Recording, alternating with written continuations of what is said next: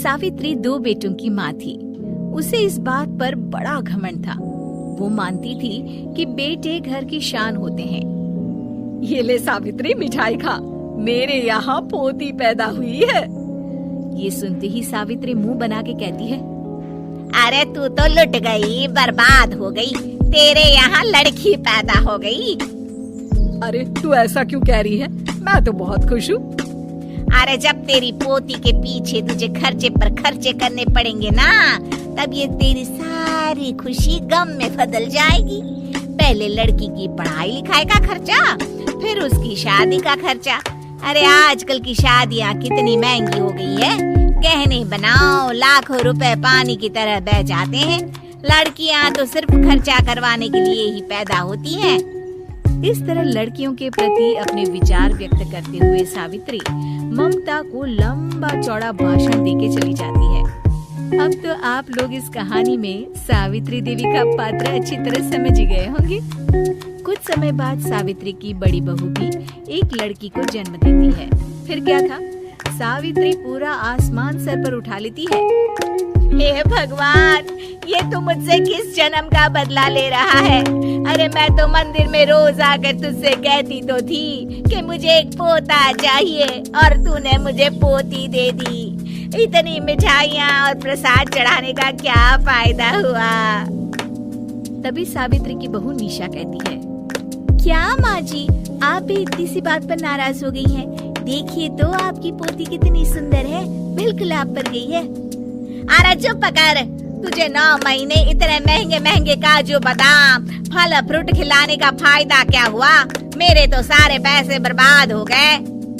ये सुन सावित्री का बड़ा बेटा अजय कहता है, माँ, तुम सिर्फ नाम के लिए 2020 में रहती हो।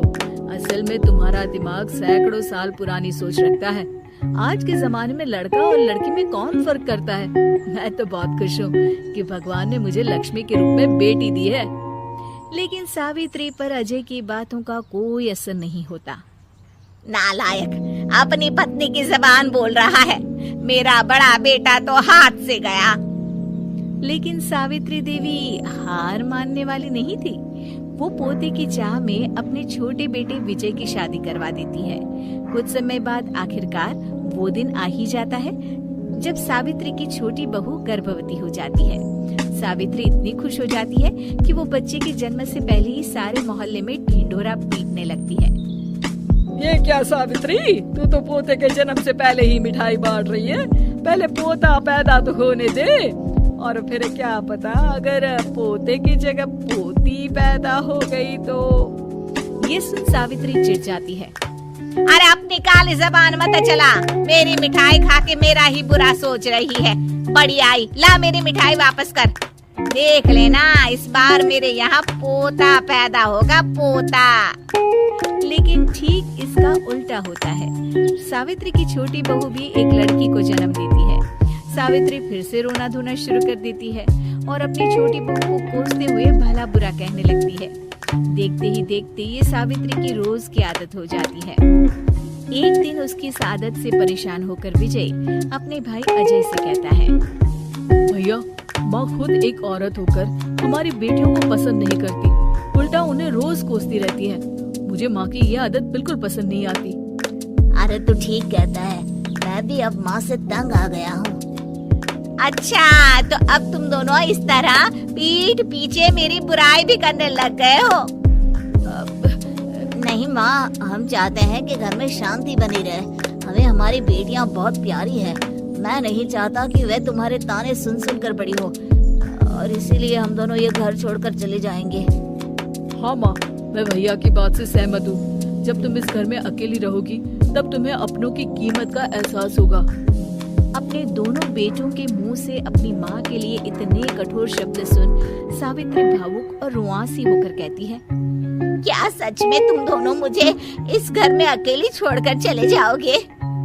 हाँ माँ। हाँ माँ, अब पानी सर के ऊपर जा चुका है।